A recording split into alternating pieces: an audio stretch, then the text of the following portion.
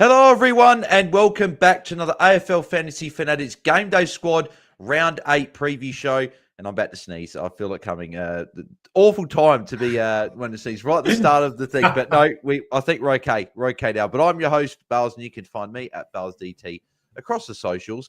And joining me, as always, is my fellow co-host for these shows. And you'll know him from Game Day Squad. It is Tom from GDS. Tom, mate, how are you? Obviously, we missed last week, but how are you since we last spoke? Yeah, look, mate, bit of a hiatus, but good.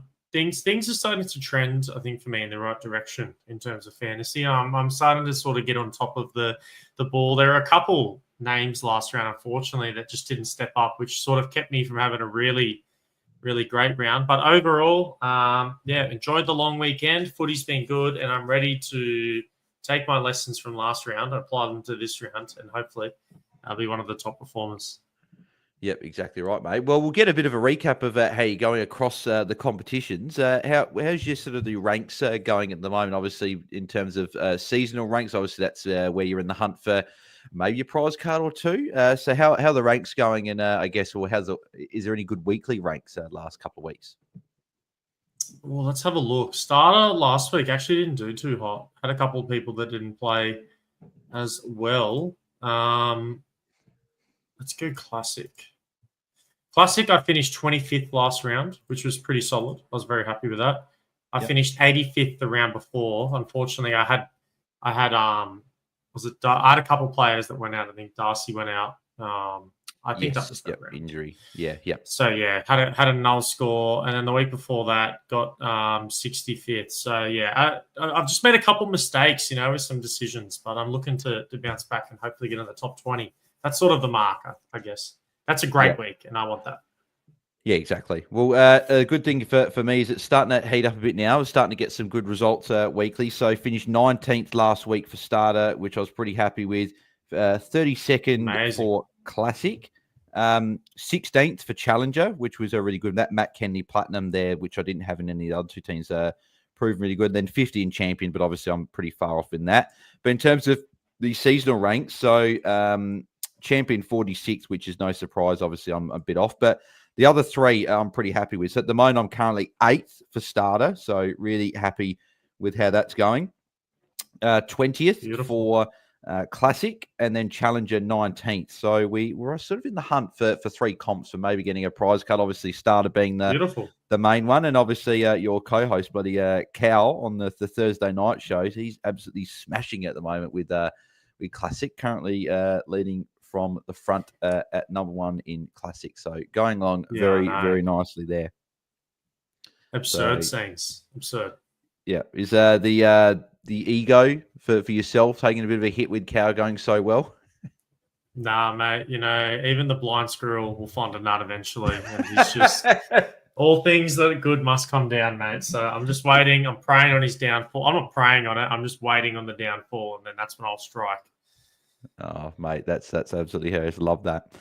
We'll go through the games as we always do. And if you are watching live and have any Game Day Squad specific questions and would like to ask us if you've got like sort of player specific questions, or if you want to choose put in a couple players, then feel free to put them in the live chat and we'll answer them throughout the show when we go through them. So we'll start off with Thursday night, which is Essendon and North Melbourne.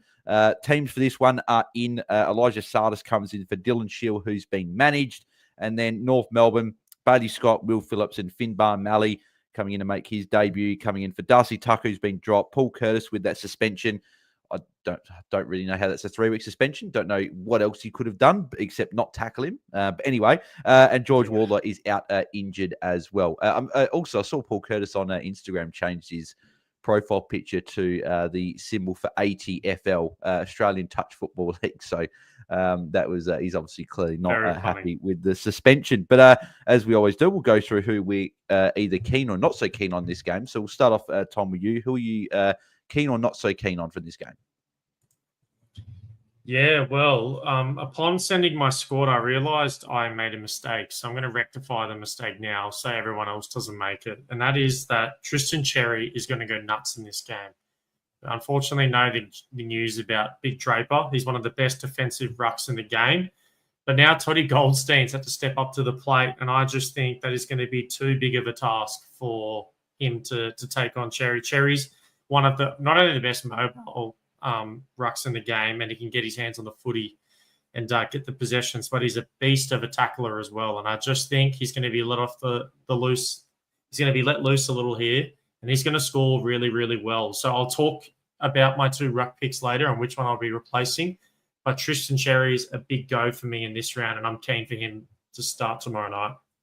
Yeah, I could notice you getting mixed between the two sayings, let loose and let off the leash, and then you're like, yes, let had to bring it back a little bit, mate.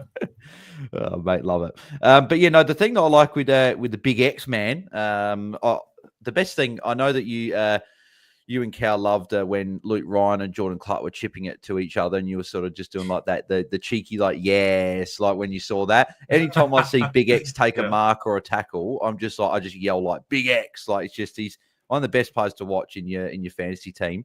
The thing with the last 2 weeks though, so his hitouts are normally over 30 anyway, right? So I don't really think that it will go up or down week to week, but they're going to be over 30 most weeks. But round 6, he scored a 122 in GameDay Squad. He had the 11 tackles, but only had the 14 touches with just 2 kicks, right? Last week, he had 23 touches, but only the 3 tackles.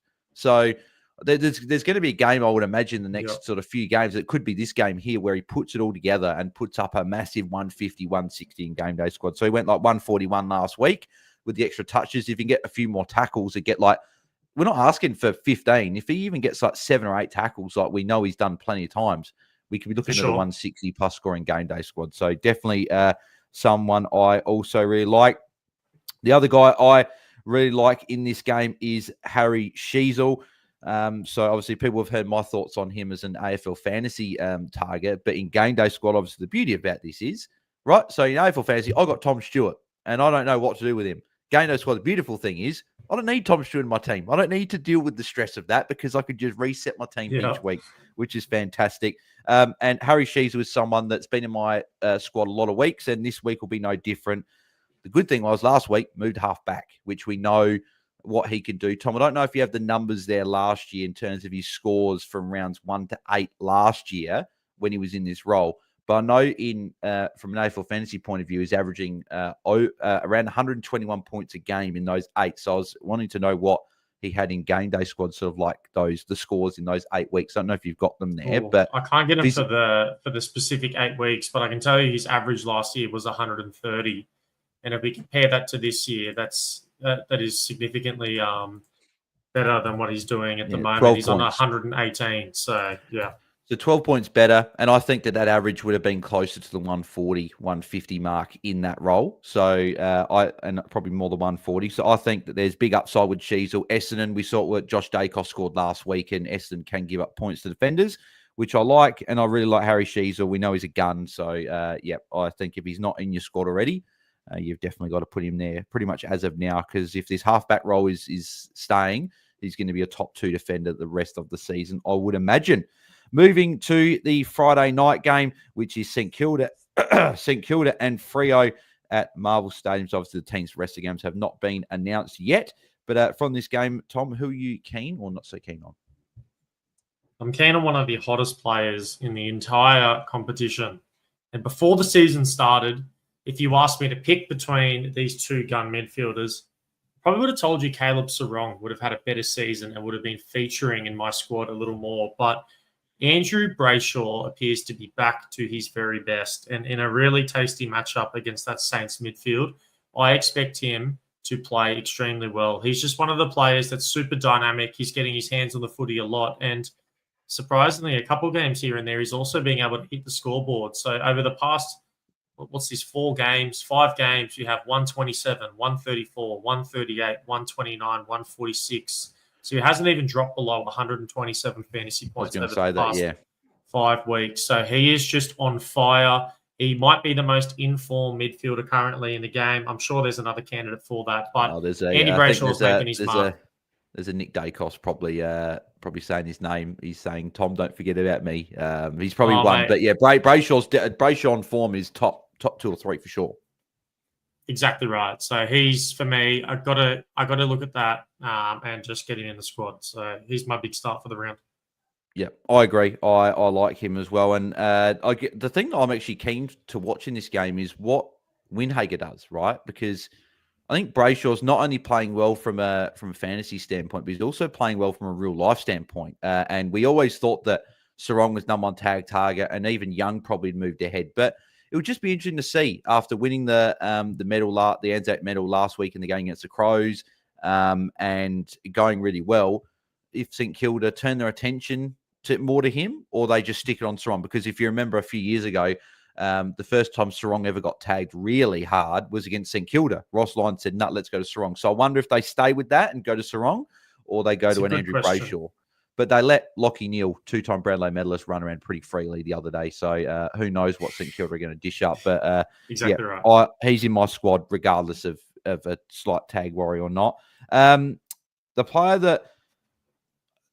player I'm keen from in this game, but I don't know if I necessarily love the role, is, I know you're a big fan of this guy, Nasiah Wanganeen Millera. He was amazing last week, right? He was huge. In GameDay Squad, he's had obviously 26 disposals and he had 158 points, right?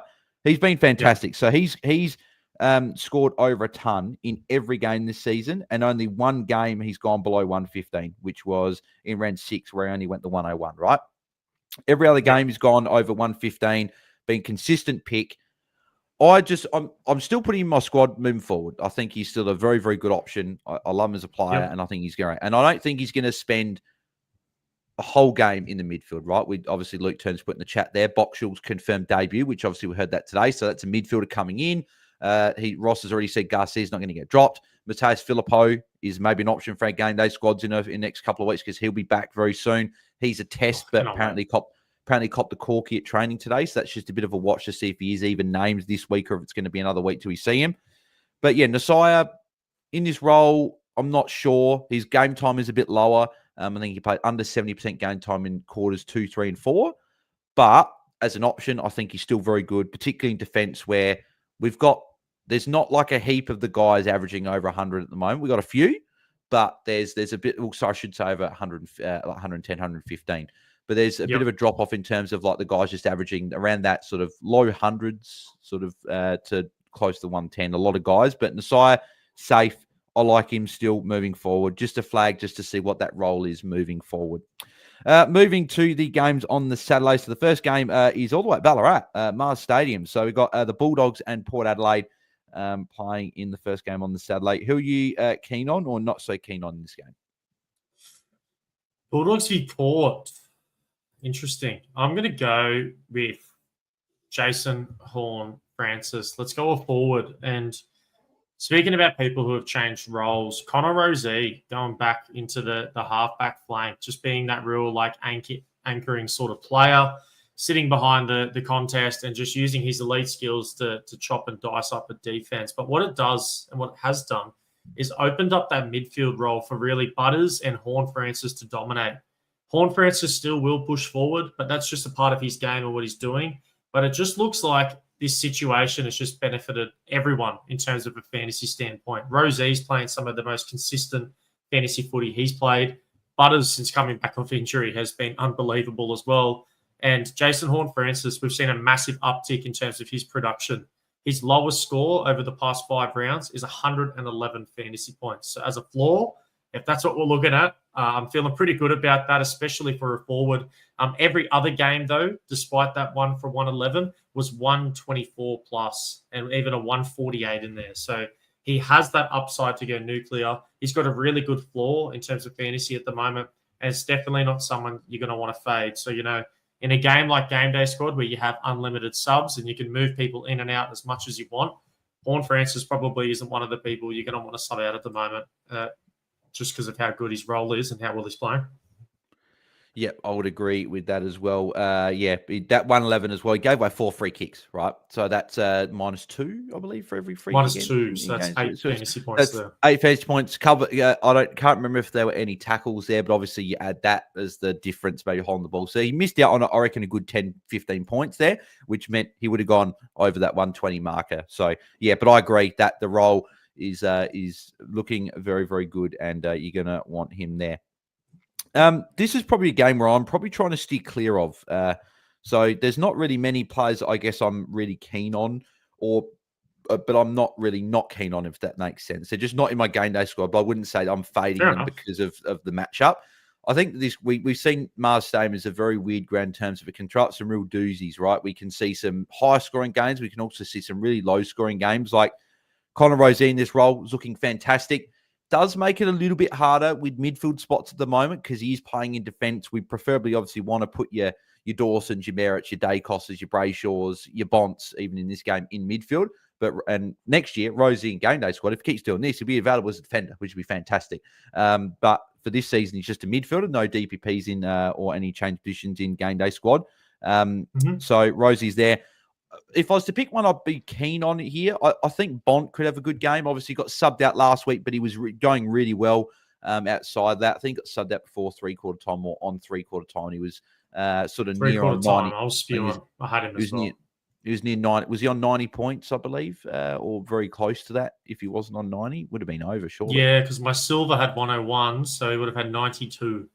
Yeah, so he was going really well. That was going to be a 115, 120 plus score and got subbed out. So if he's plus, mate, easy with how he's going, yeah. So for him, I'd be keen on maybe saying like him. Maybe the guys I wouldn't be keen on, like your Bailey Dales, like with Mars Stadium, bit of weird ground. Porter already a tricky matchup for defenders anyway.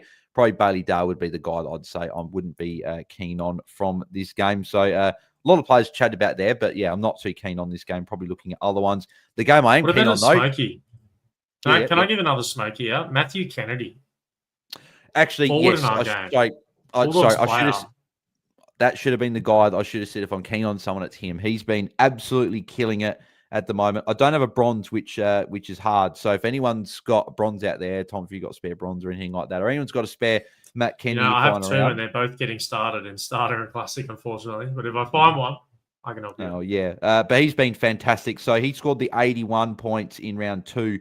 But outside that, 104, 115, 110, 114, 127, and 130. So hasn't gone below 110 since that round 2 game. So what's that? That's 5 games over 110. And in a forward line, as you say, with like Horn Francis, if you're getting these scores from Matt Kennedy, why not lock him in there? So yeah, he's one. I was a bit worried about Bont coming back, but it hasn't appeared to affect him at all. If not, potentially made him better. Since Bont's being back, a lot more attention's going to Bont opening up that midfield. So, yeah, he's a definite. It also help Bont as another bigger body helping him out there. They didn't have their last year. Trelaw will be back soon as well. So we went from Dogs thinking, not sure how the Dogs are going to go, to now they've got another really deep midfielder, and Matt Kenny's actually really fitting in quite nicely there. So who would have thought that a midfield that was so deep, Kennedy goes from not playing at Carlton to moving to Bulldogs and going to a deep midfield, and he's playing a lot of midfield times. That's quite funny how that did all work out. But the game I was going to say I'm keen on, and I'm going along to this game, it is Adelaide and Carlton. Bit nervous with this game, actually, with Crows already confirmed that Matt Crouch and Nick Murray are going to be out here. That makes me slightly nervous, considering that Carlton are coming off some wins. Surprising that the Crows are favourites here. $1.50 to $2.60 is very, very interesting. But I guess it is Adelaide Oils. That's why they're probably looking at it. But who are you keen on or not so keen on from this game? Let's go keen on. I'll leave you to talk about your boy. I'm going to talk about another one of your boys, Isaac Rankin, a forward. He's just been really great this year. And this is one of those games where I can see him potentially being a little quiet early. Carlton has a knack for coming out in the first half and just playing really strong football. And then things some holes start to creep in, whether it's fitness, whether it's structure. I'm not sure what it is. But Rankin is one of those players that doesn't need many opportunities to score really, really well. So I can see him putting up a lot of points in a hurry. If he can kick somewhat of a bag on the weekend against the Baggers, then I think he's in for a really cracker round. And, yeah, he should score some really good points. So Mr. Rankin, no Blues for me. I do have a blue, actually, in this game. Maybe I should have spoken about him. But as another forward option, Isaac Rankin gets it. And I can see a comment there, Bales. Yes, I'm just about to pop that up in a sec. So Mystic there saying they're talking about fantasy points. So we're talking about Game Day Squad. So it's a different AFL fantasy platform there. So answering any question. But so yeah, if you haven't jumped along to Game Day Squad yet, and if you sort of are new to the platform, it brings the best of AFL fantasy FIFA Ultimate Team for those familiar, or even like if you play like Madden, like NFL game or anything like that, the Ultimate Team platform where you can sort of open packs and get players, and also opening like footy cards as a kid. Like that's one thing I always used to do as a kid is do it now. And I also often sometimes go into a shop and go, oh, I'll buy a packet or two of AFL Team Coach or Select or Footy Stars or whatever it is. Just maybe grab a couple. Doesn't mean as much as a kid, but it's still fun to do, that feeling of opening a pack. But you get that online on Game Day Squad, and those players you pack, they score fantasy points for you. So it's fantastic. You can change your lineup week to week. It's very, very good. And if you do sign up and haven't signed up yet, use the code BAILSDT at sign up, and you get yourself 3 9-player common packs just for using that code when you sign up, which is fantastic. So 27 players to get yourself kicked off, along with all the starter packs you get as well. So that's all what you get for just signing up. Tom, have I covered it pretty well there? Yeah, mate. And just the last thing, mate, it's free to join. It's free to join. It's free to compete. Don't have to put any money in there if you don't want to. So by all means, create an account, use his code, and then get to experience what it's like with Game Day Squad and opening packs. Yep, exactly. Get around it. We do have a couple of questions here, so we'll do that in just a second, just once I've talked about my boy, because he's Talk about your boy. Yeah, so you mentioned obviously Rankin, and the thing with Rankin as well that was really good was that he's had 3 games below 115, and you could say that they've all got a reason behind why they've got it. So the first game was against Essendon, where he got subbed out obviously midway through the third quarter. That was going to be another easy 120 the way that game was going. Then he scored 82 against Gold Coast, gave away 5 free kicks. And we know the controversy, should have had a shot at goal, everything like that. I'm not going to go over that as a Crows fan or whatever, but that could have been a bigger score there. And then the 107 on the weekend when the Crows were awful. Worst game they've played all season. Every other game he's gone over 115. So he's been in good form, and I like him. But the other guy I like, Jordan Dawson. So I didn't like him much in the last quarter last week because he was on 121 Game Day Squad points. That was looking like a 140, 150, and he had a goose egg. 0 in the last quarter, which is not very, very good at all. But Matt Crouch is out for 4 to 6 weeks. I think that's now going to have more responsibility on Jordan Dawson, who was already the number 1 CBA attendee for the Crows this season, back to like that 75, 80% CBAs that we know that he did a couple of years ago when he obviously went huge in all fantasy sort of formats. And this year again, he's only had the 2 games below 120. A 111 in round 5, and that was against North Melbourne, and then the round 3, Gatherend, it was Gatherend, and then North Melbourne where he got 97. Every other game he's been big. He's got the ceiling right. He's gone over 140 on 3 occasions already, a couple of 150s there as well. So I really like him as an option, and I think that after a poorer game, not just from him but the Crows, I think back at home they have to win. Like they can't afford to get a couple of losses in a row because that'll put them off the pace with the top 4 and top 8. So they need to win, and who better than the captain to stand up against Carlton. He did have a poor game against Carlton last year, though. Only scored about 70 Game Day Squad points in that game last year. One of his worst games he's played as a Crow. That was around the time I think he was starting to feel like he got some tension, sat deep forward. That won't happen, especially if Thilthorpe and Fogarty come back into the team. But Simon DZ has got a question here for us, whether it is an AFL Fantasy specific one or if it's a Game Day Squad. But I think it's a good question to cover regardless. What are your thoughts on James Peatling as a bit of a pod with Matt Crouch out for the next 4 to 6 weeks? Look, it's definitely it would be a pod, and it'd be one of the deeper ones in my opinion. We've seen Peatling play extremely well. Don't get me wrong. He had a 136 game performance in round 4, where he also capped off with a goal.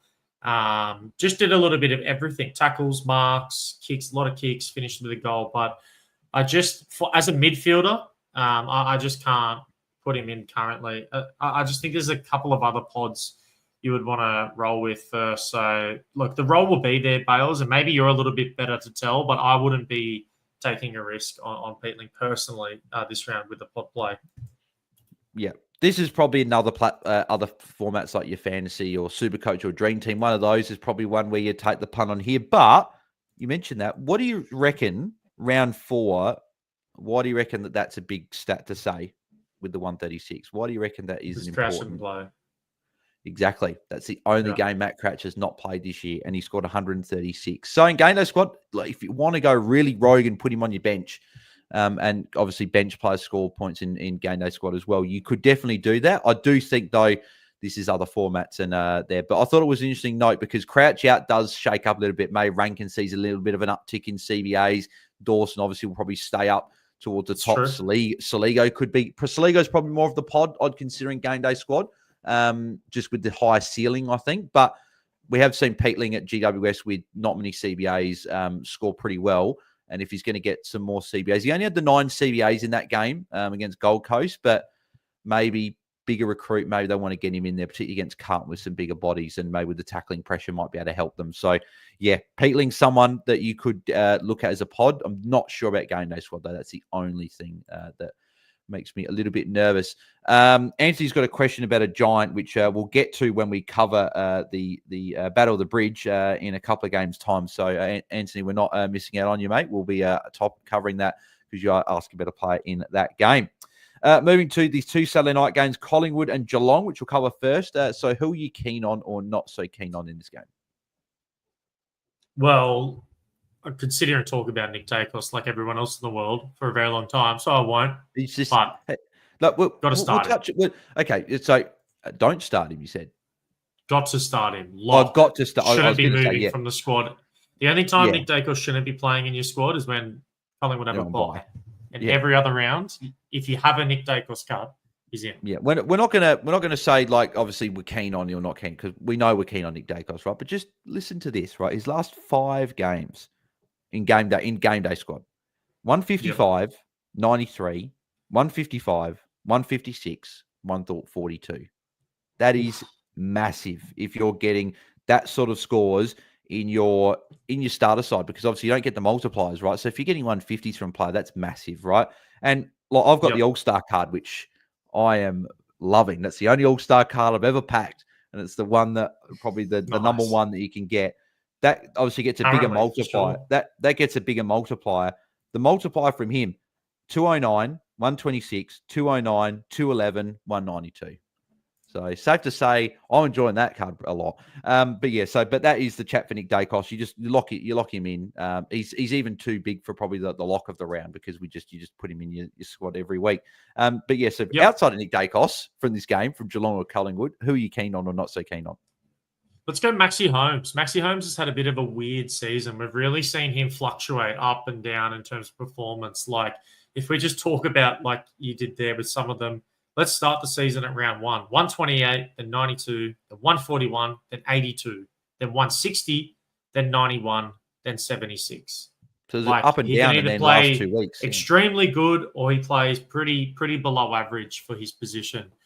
He's a defender, though, which means he's got some really good upside. And in a matchup like this at the MCG, I'm thinking it's a go for this. I'm not too concerned about the 2 previous performances where he hasn't played too well. Collingwood are a very good team, but they have been known to give up some points to midfielders because they back in their structure and they back in their method. So they're not going to – I can't see them giving too much attention. And one thing Maxi Holmes does really well is he helps down back. He pushes deep and really deep when they're transitioning the ball or when there's a point kicked and they're kicking out. Commonly, he's trying to link up. He's trying to get the ball and he's getting that kick mark and those combinations of scores. So I think he's going to bounce back this week in terms of his performance because he is one of the best in the game. We don't have to talk about that. But with a fluctuating sort of track record, I think he's a go this one and he's going to get back on track. Yeah. I don't know. I'm not too sure about Holmesy. Like he didn't really get tagged last week. Like Hawthorn made it a bit of a concept to keep an eye on him. And you could say Carlton did a little bit the same, but I don't know. I wonder if he's a few people I've heard on some pods throughout the week, mate. Like we don't know, but is he playing with a niggle? Like we don't know. Like he's not running like as much as like that burst. Like Baz Lenker's the guy that has been really doing that, which I guess probably leads me into the player that I want to talk about, which is Bailey Smith. Obviously, we know he's a game day squad lock pretty much every week for our teams because obviously he's available as a forward, but he's had a very, very good season. And I think we all knew he was going to have a really good season for Geelong, like going over from the Dogs where he's playing on a half-forward flank and he was getting bevoed, as people like to say, around the fantasy community.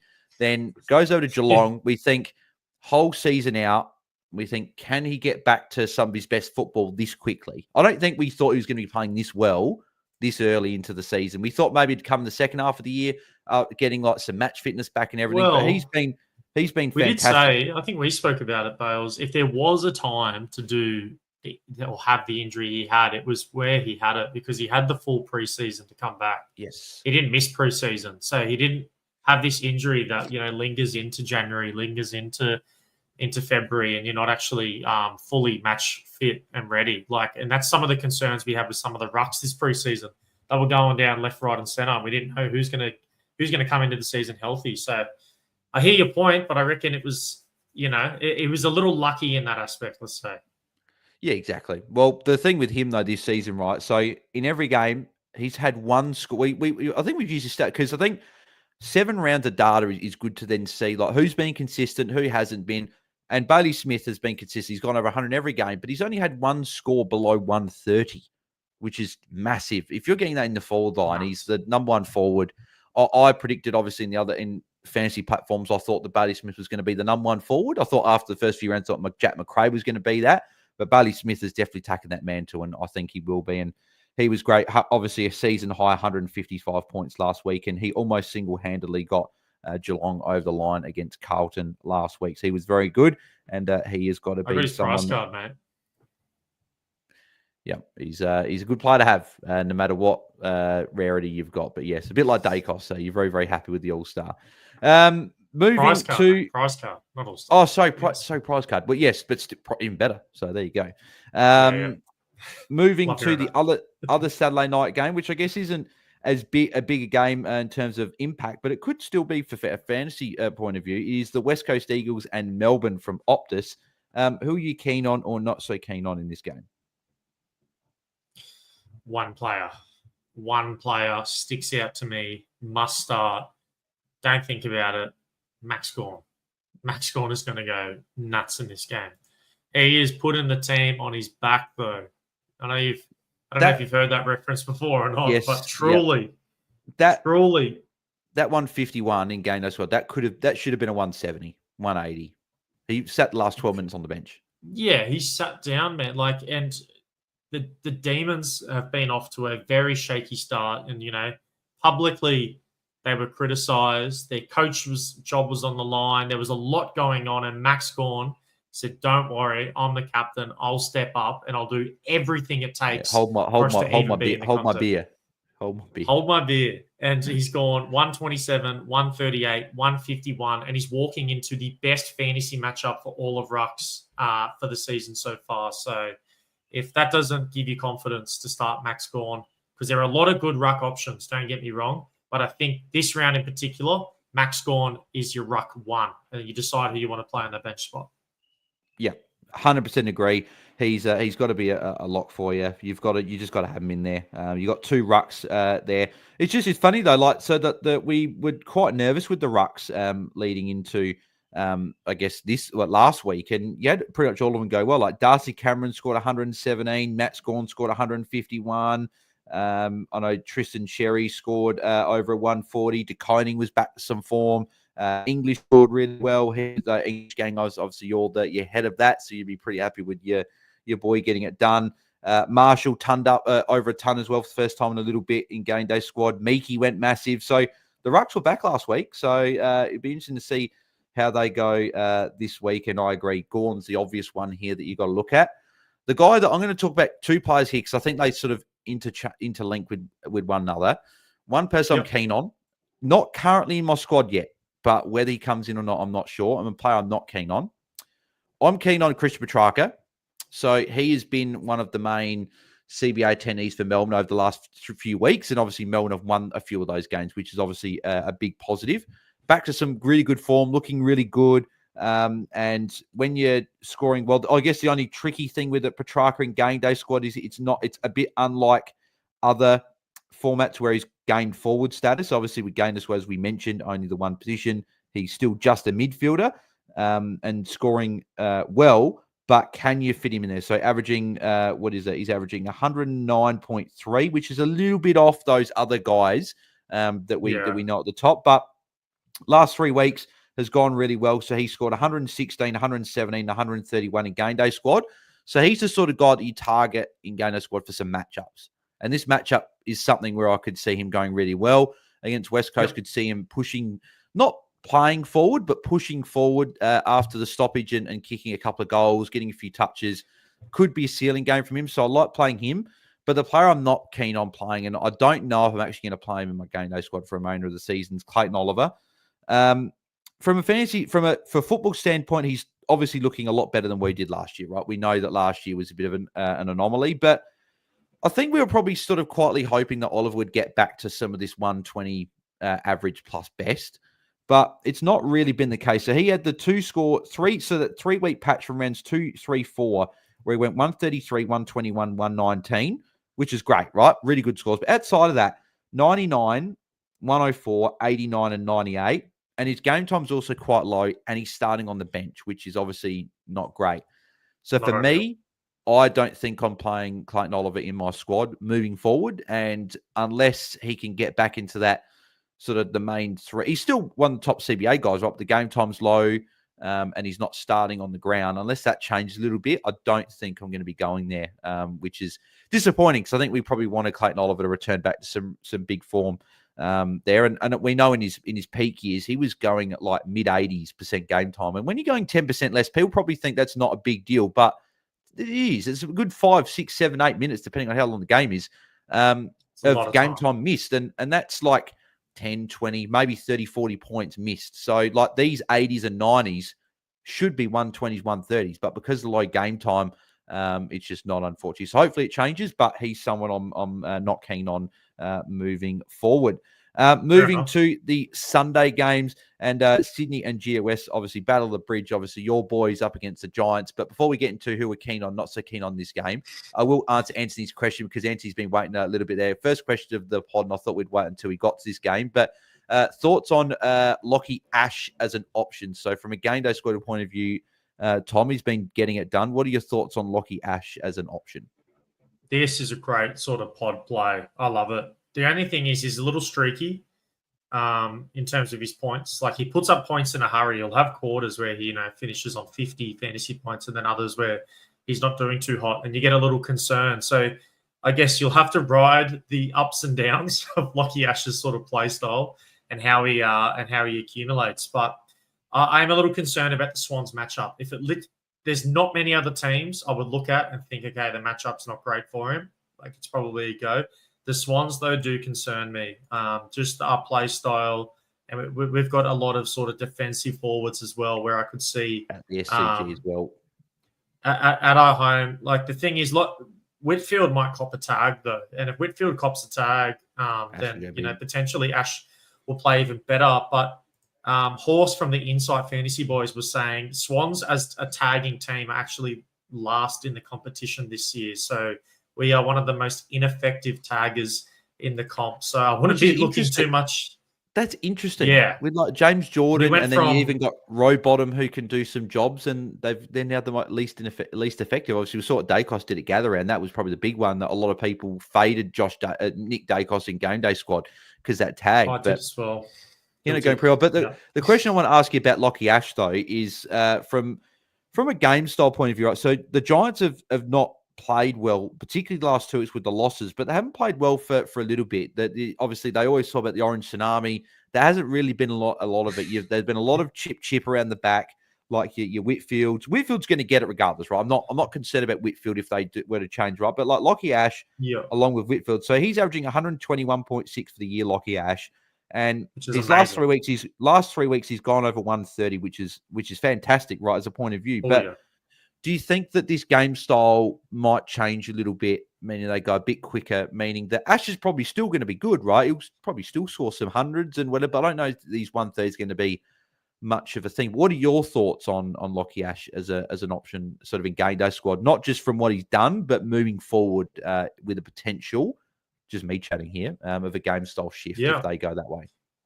Yeah, it is interesting because you're right. The game style has sort of played into his favor a little bit, and as you mentioned, we've sort of seen a bit of a slump in terms of the Giants, especially how they started the season. They look like the best or one of the better teams in the competition. So it will be interesting to see how that's going to impact him. But as a pod Look player, what they did to I Collingwood. haven't.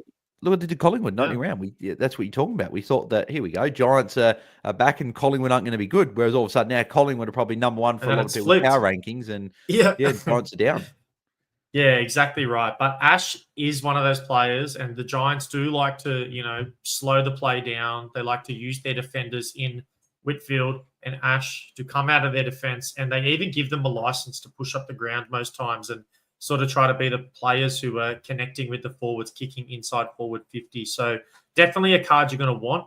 I'm going to say don't start this round, but there is a little bit inside of me that thinks, you know what, he could have a pretty good game. So not a bad pod play, in all honesty. But as an option moving forward, I think it's an absolute. He's got to be a consideration for sure. And his average will tell you everything you need to know.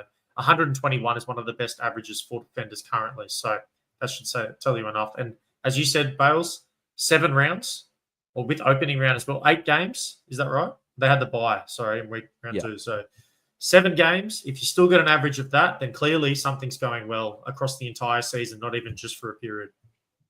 Yeah, exactly. Well, yeah, because he's the 5th highest averaging, I believe, 5th highest averaging defender, behind the 2 Saints boys, Zorko, Whitfield. That's nuts. That's true. And, wow. Yeah. So behind Whitfield, Zorko, and the 2 Saints boys. Anthony, this is why Anthony, this is why I saved the question till we got to this game, because I thought it was going to be a really good discussion point, because he's been great so far, but obviously I think we've got to remember in GameDay Squad as well, because it is such a, you can change your squad week to week.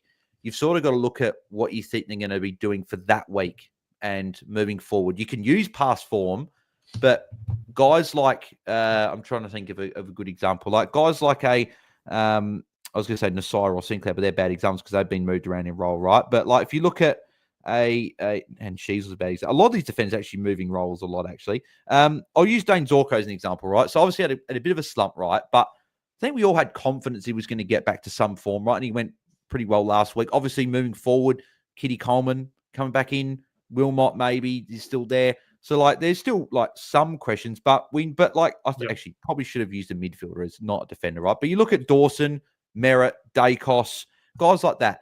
You know what they're doing week to week. You don't really have to worry about any role changes or anything like that in moving forward, right? Whereas defenders, a few of these top defenders, right, changed roles in game. The game styles have changed a bit, right? So it's you got to probably think of what they're going to do for that week. And Lockie Ash for this week, you could look at it and go, okay, well, it's a tough matchup. I'm going to fade this week, and also might give you a good chance to watch to see if Giants change anything. And then you can reassess next week. But I do like the question with Lockie Ash there, so appreciate you putting that through there, mate. Great question. Of course, obviously, nemesis in terms of, for me, obviously, good old Cal, obviously co-host of the show and one of the founders and creators of GameDay Squad, but saying, has anyone found Dawson yet? Went missing at 3/4 time last week and no one's seen him since. Well, I did spot him actually at Port Adelaide, North Melbourne, watching Luke Parker's 300th game there. So he was there in Adelaide, and I'm hoping that he turns up on Saturday for the game against Carlton. Don't listen to him, mate. He's on his high horse. Yeah, I love Cal, mate. But he's a Port fan, so that's probably the bit of the jab coming there, mate. So we'll see how it goes. I think Port have got a tricky matchup this week, so we'll see how it goes. But Crows have got a tough matchup. So, but yeah. Where were we? Giants and Sydney. Yeah, so we haven't even chatted about who we're sort of keen on, not keen on. Who are you keen on or not so keen on from this game? I don't do this very often because I do like to talk positively about players, but I'm going to fade, and I'm fading Toby Green. At the start of the season, I didn't think I would say that. He was playing some unbelievable footy. I was looking at his upside. He was getting a role in the midfield. It just seemed like everything. Toby Green, had let's call it a disappointing campaign in 2024, especially as a forward in fantasy. I think we all expected a little better. We expected him to score more points, and especially coming off a firing 2023, to see that regression. Maybe we thought there was some doubt in people's minds. Will he be back? Will he not? But to start the year, he had 97, 133, 96, 147, 128. Just thought things just are going perfectly for Toby. He's finally found his form again. But then over the past 2 rounds, we've seen 55 and 77.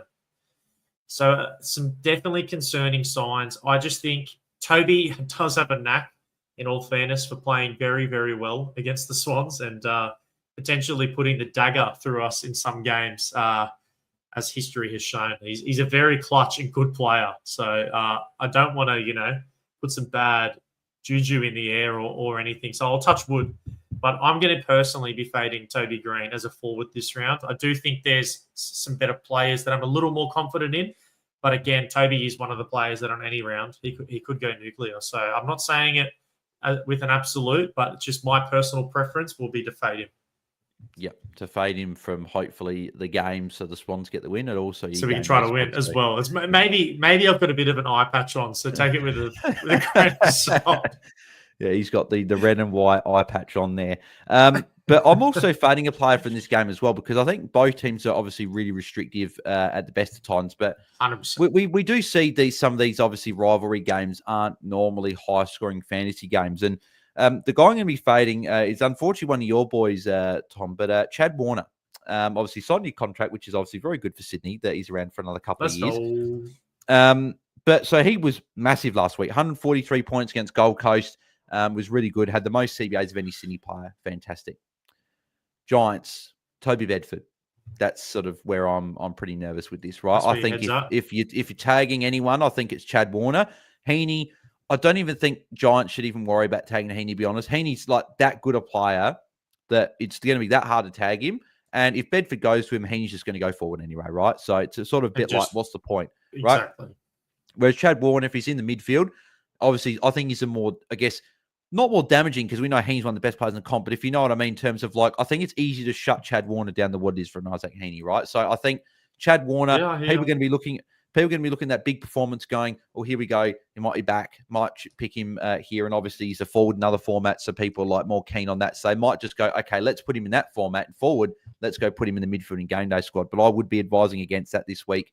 I'd be fading him just with the tough matchup. Maybe moving forward, some good matchups to come. Could be an option, but this week I would be fading him. Moving to the next game, obviously 2 games to go. Hawthorn and Richmond here. And I partly hope you don't pick... actually, no, one of these players will be my lock of the week. But actually, no, I don't know if I will go lock of the week. I'll just talk this play. But anyway, you go. Start off then, just in case. I don't want to take your thunder. Yeah. You go, just in case it is. So I was going to say, I'm keen on starting. So a bit of a lower score last week from him, 117 last week. 101 last week. And I'm talking about John Newcomb. Love it. Love the play. Obviously, West Coast last week. West Coast can be tricky a little bit at the best of times, right? They're a good matchup, but they can be sometimes a bit weird in terms of some of the better players. It seems to be like some of the middle players go really well and the better players don't. But this Richmond matchup for John Newcomb at the MCG, I could see this being an absolute monster score. And he's currently sitting in my squads at the moment. I think he's a really good pick this week. And I didn't want to put him as my lock of the week just because I'm still a bit sort of going, Newcomb sometimes doesn't fill up on these better matchups. He's a player that normally sort of goes big in the harder matchups, and it's sort of the bigger the game, the bigger he plays. But I'm pretty keen on him. He's the only player from this game that I've actually got in my game day squad. So really keen on starting him. And before we go to Tom's player that he's keen on, not so keen on, Henry's just asked, hey, mate, you answering questions today? Yeah, we are, mate. Game day squad specific, though. So if you've got any game day squad questions, happy to answer all those for you. But any AFL fantasy questions, we'll be doing those on Thursday. So, but yeah, any game day squad questions, feel free to send as many as you want through. Obviously, we will have to cut it at some point. We can't be here for 2-3 hours as much as we probably both could easily be talking about game day squad, football, everything like that. But for time, we'll be got last couple of games, answer a question or two, show our squads and wrap up. But yeah, who are you keen on or not so keen on for this game, Tom? Good question. I'm going to take a bit of a flyer on a pod in my starter competition. This is a player similar to Maxi Holmes before, has had some ups, has had some downs. But overall, they're averaging 108 fantasy points for the season. It's going to be Carl Amon. And against Richmond... No, can't have him. He's out. Concussion. Is he out? Yeah. Must have missed that. Not a lot of people tuned into that game, but you must have missed that. Yeah, concussions. He's I've been away. No. Oh, no, Bales. I'm in shambles now, mate. You're going to have to take over. I thought it was my big pod play of the round. I thought I'd done a madness. Yeah, well, Sicily. Sicily's a perfect game day squad pick, you know. Like, Richmond matchup. Sicily could just be the swap. Direct swap. Goodness. Are you going to go Sicily, or are you not keen on someone from this game? Try and pick one player, I reckon, before we go to the last game. Alrighty, let's go. Oh, he could be good as well. But I'm going to go not keen on. I'm going to go with Dylan Moore. He's a forward for the season. Yeah, I've actually been a little concerned with how he's been playing as of recent. And I know we're looking at one of the best matchups in fantasy, especially for people who sort of play that mid-forward role. We can see they get very damaging, and he has the ability to kick some goals. But if you just have a look at some of his numbers this year, especially, I'm more looking at the disposals and how much he's getting the footy. If we look at the past couple of rounds, 11 kicks, 7, 10, 9, 5, and only a couple of handballs in some of those games as well. So it's led to a couple of really disappointing some games. And I really thought when Will Day went out, I just thought it would be the natural thing that Dylan Moore, heard news he was training with the mids. He's going to come in. He's going to, play that midfield role, and we're going to see a massive surge in terms of fantasy points. And I just don't think we've quite seen that. So I'm a little hesitant to get someone like Dylan Moore in. And you'll see my forwards a little later. I have gone with a bit of a pod, but I just think there's some safer plays this round. And Dylan Moore, even though it's one of the tasty matchups, maybe I'm going to zig when others are zagging, and it could be that one up that I get on some other coaches for the round. So we'll see. We'll see how it plays out. Yep, exactly. The one thing I would just say with this before we move on to the last game is that with GameDay Squad, a lot of people obviously aren't necessarily playing for the overall, right? They're not trying to play for a prize card. They might just have a bit of fun, may win some cash or get some packs or whatever. If you want, right. these are the sort of platform. GameDay Squad's perfect for taking a punt or two on some players that you think might go big, but maybe aren't talked about in terms of like in AFL Fantasy. And the player I'll use the example I mentioned just before, James Sicily, right? So in other formats, he's obviously it's a salary cap one. You're sort of going, he's performed well. I want to hold him for multiple weeks. Is he worth it, right? That's the question. Yeah. GameDay Squad, you pick him just for 1 week. You can take him out of your squad next week if you wish, whatever, it's fine. I think Sicily this week is a pretty good play for coaches there. And he's got Richmond this week at the G. I could see Hawthorn getting up by a little bit and then chipping around a bit. And who loves a chip? Good old Sicily. Amon's out. Scrimshaw's out. Bo's concussion.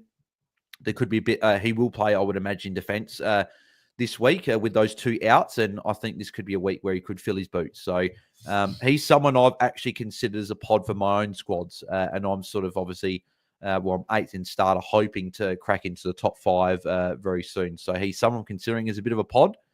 So he could be someone that you can consider as well. Moving on to the final game, and you could say that this is one of the games of the round. A lot of good matchups this week. Like you're looking at all the ladder positions. They're all very, very close there. Yeah, the Q Clash, which is probably the big, as they're saying, they're dubbing it the biggest Q Clash in the history of the Q Clash. Brisbane and Gold Coast, obviously 2nd v 3rd. Who are you keen on or not so keen on in this game? Yeah, okay. I'm not going to talk about Dane Zorko because I feel like that's a little bit more of an obvious pick, and I'm going to be starting him. I assume you're going to be starting him, and if you can't, I'd be getting him into your squad. So let's leave that one. Let's go someone I'll be fading, and it's going to be a player who I was just starting nearly every round to start the season. It's Noah Anderson. He's been a little up and down as well. He is a big game player. That is the one thing that I'm a little nervous about. But I do feel like, the captain, he's a big game player. He loves to step up in these moments. And as they're saying, it's the biggest one ever, Bale. So how could he not? And with how good the Suns are going as well, there's definitely a lot on the line for the club. But the Lions midfield is very good and they're very defensive. And I could even see someone like a Berry going to him and potentially giving him a little bit of attention throughout this game because Noah Anderson is one of those players that could beat the Lions. And I think they're going to identify that early and try to nullify his impact on the game because not only is he such a good midfielder, but he can push forward and he can kick goals and his leg is just elite as well. So he's hitting forwards out, lacing them up. So we'll see. I'm going to fade him personally. I'm a little concerned about the upside that he has in this game, considering I think a lot of the attention that he's going to attract because of how good he is as a player. Yeah, I would agree with that as well. I'm thinking the exact same thing, that he'll probably cop some attention from Jared Berry. The one player I'm keen on, and Harley Reid, I see your question there as well. Could be the Harley Reid, who knows? But we got a question there, which I will answer in a second as well. But the player I'm keen on from this game, and if you said to me, Gold Coast, Brisbane, who are you keen on? I would have said maybe Lockie Neal, Josh Dunkley, Dane Zorko. Maybe Noah Anderson if I wasn't thinking of tag. I think these guys are probably these players that we're keen on, right? But player that I've got in my squad at the moment, which you'll see the full squad in a second, the player that I've seen that you've also got in your squad in defence, John Noble. John Noble is having a really, really good season. I'm glad you brought him up. Averaging 119 points for the year. Last three in GameDay Squad, 126, 138, 133. Had a low score against West Coast in round one, where he only scored the 80. But outside that, had a 96. And then every other score's been over 125, which is crazy, right? Nuts. He's getting it done. Brisbane are not a great matchup, right? But I still feel like he can score well in really any matchup, because the big difference for the last three games is he's actually taking more of the kick-ins for Gold Coast as well. It's going to bring that up. It's even better in GameDay Squad, because in normal other formats, you get 3 points kick-in. GameDay Squad, you get 4 points, which is fantastic for every kick-in. So if he's taking 4 or 5 a game, which he's been doing roughly last sort of 3 or so weeks, it's an extra, you sort of look at 12 to 16 points extra, right? And if Brisbane miss a lot, which they sometimes can, that could be looking at 20 to 30 points maybe of just kick-ins. So I think he's a good option this week. And moving forward, I think that he's a guy that probably not going to be, I don't know if he's going to be necessarily in the top, in like the realms of your Harry Sheezels, your Lockie Whitfields, the Saints boys, Zorkos. He's not going to average as much as those, I don't think. But I think as a guy week to week that you can maybe put in your D6, D7 spot, I think he's a shout now. I think he's got the role that we thought Dan Rioli was going to take, but Noble's taken the role. And it's not like another guy I've actually got in my squad, in like a Jake Bowie, where Bowie's great, but Melbourne are chipping it around a lot. So is that going to change? Whereas Gold Coast are playing the way they're playing, they're not going to change. Like this, they're playing well and playing some good footy. So I think Noble is a good pick, and someone I think you've got to consider moving forward. We've got this question for Harley Reid here before we show our squads, and he's saying Butters or Petrarca in your midfield. Who are you looking at? It's funny because you said you're starting Track, right? No, I don't, but I said I'm pretty keen on him. But the thing that's interesting with this question is, so Butters has got the Dogs, but it's at Ballarat, which isn't great. Petrarca's got West Coast. So in GameDay Squad, who are you playing this week? Well, I have one of these currently in my squad, and I thought you were the other side. So I thought this would be like the perfect It's on Petrarca this week. Debate. But I'm going Zach Butters. 121, 131, 143 are his past couple of games. And I spoke about the impact that Rosie coming out of that midfield has had for their superstar other midfielders. The Port have that luxury, I guess, to say that they have multiple stars sort of in the middle, unlike some other teams. But Butters has really stepped up, and he looks extremely comfortable with this extra freedom that he's been given. He is now sort of that go-to man. He's that hard, tough nut inside mid, and he's been given the license to do whatever he likes in that midfield. Ken has given him the upgraded license, the full license. His captain's behind him, cleaning up all of his mess anyway, and Rosie off the halfback. So, yeah, he's able to just run amok, do what he wants. And even in a maybe not some great conditions, I still think he's going to get plenty of it. I can see him just surging the ball. He loves to do that as well out of the contest. And he's not too worried about hitting a target every time, which I know as a fan, it might be a little frustrating, but as a fantasy coach, you just want to see that ball hit the boot and secure those points. So that's what we love. Yeah. Well, he's actually gone better every game. 107, 121, 131, 143, right? And he's playing really good footy. I just don't love Ballarat as an option. I don't think you're going to get a ceiling score there. I could be wrong. Butters is the sort of player that can put a ceiling score out no matter where he plays. I just think Petrarca against West Coast, this could be a game he goes big. And Butters, I wouldn't be shocked if like a Matt Kennedy did like a bit of a sort of stoppage role on him, not tag or anything like that. I'm not talking about sort of heavy tag, but it could just be a bit of a role at stoppage. That's something I'm just watching this week. So I think Petrarca this week. Tom thinks Butters. Sorry, we couldn't help you, Harley, there. Obviously, we're pretty split, which isn't... We're pretty... It was more convincing. I don't know. Yeah, normally we agree on these things. I think other formats is a bit more of a discussion, but I think in Game Day Squad, you're looking at weekly stuff, weekly matchup. Striker's got the better matchup, but Butters is probably got the more Better consistent. form. It's form v 120. matchup in theory. So what do you take your pick? So, Harley, let us know who convinced you more. I'm interested to see who takes the dub from this one here. Cool. We will go through our squads and then wrap up unless there are any sort of last-minute questions. Beautiful. Let's go through and pop up our teams here. So we'll go to Tom's squad first and go through who he is playing in his squad for round 8, if we can find it. Why is it not popping up anywhere? I can share screen if you like, if that makes it a little easier. Hang on, did I put it? Oh, hang on. No, it's in.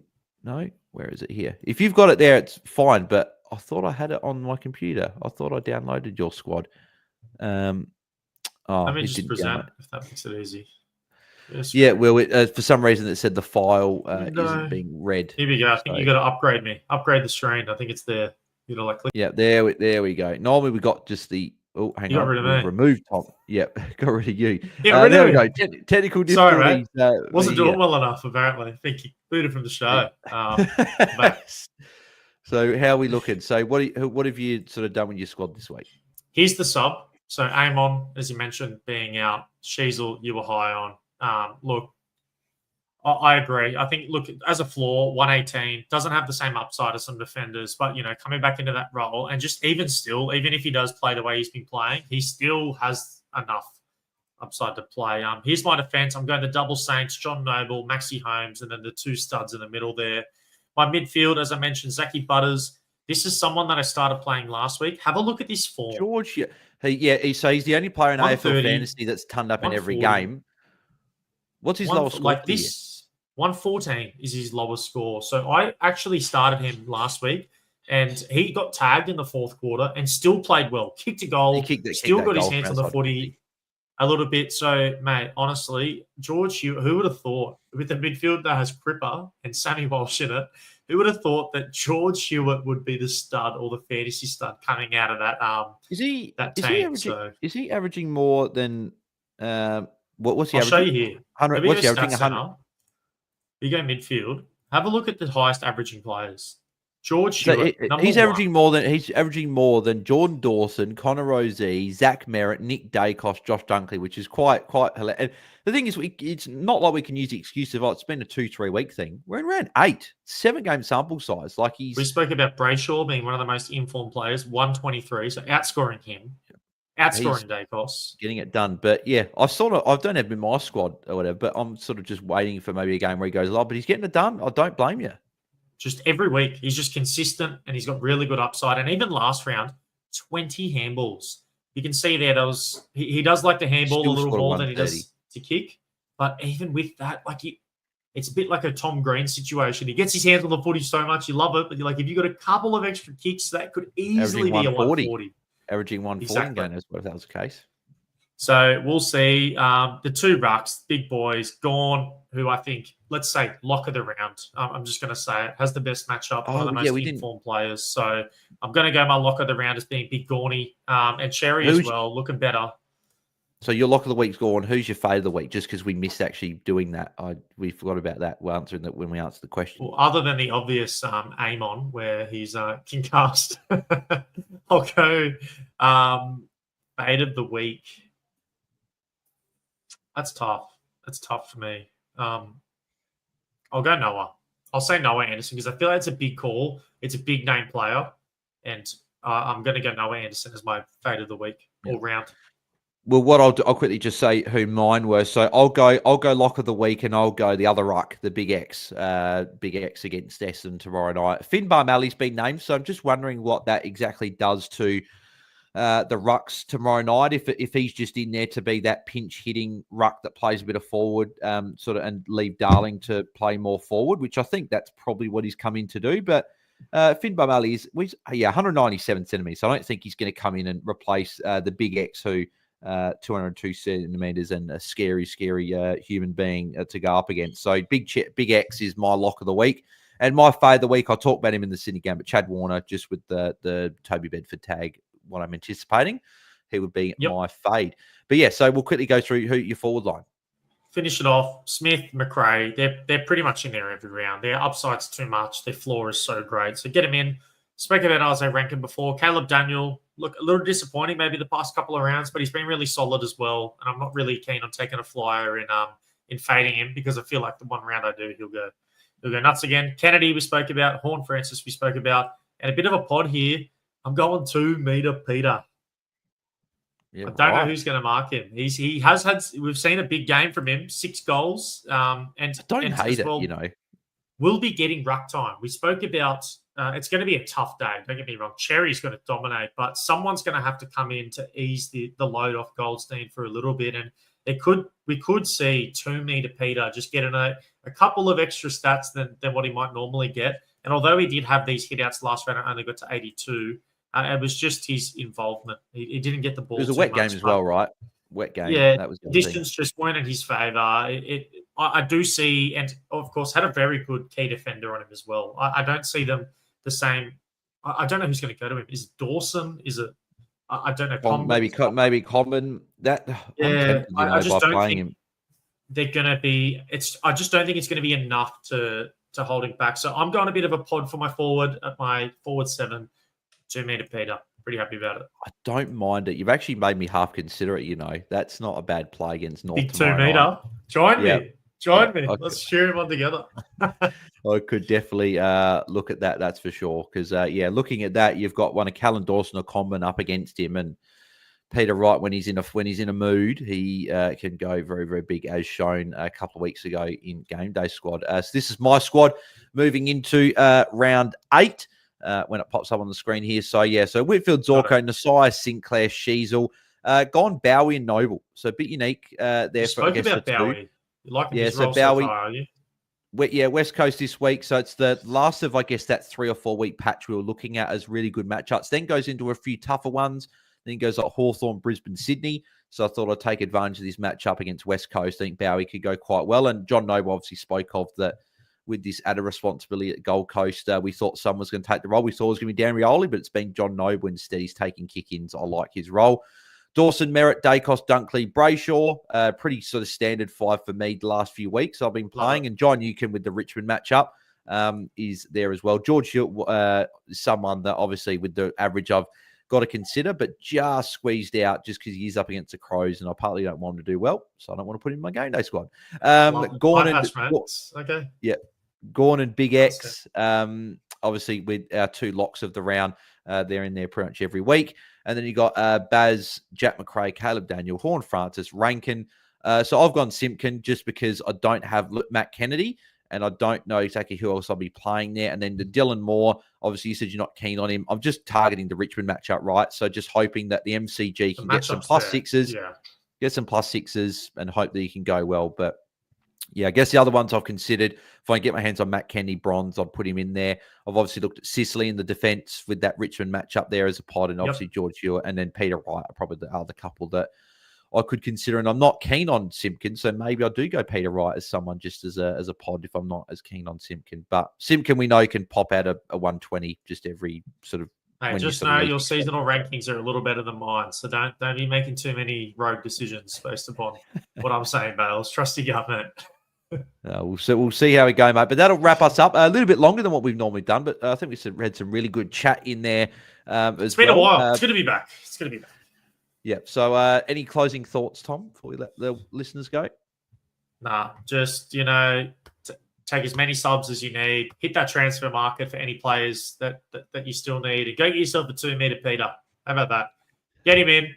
Get keen for a great round of fantasy footy. And, hopefully next round you're going to come back. You're going to tell us how well you did. And you outperformed both Bales and I.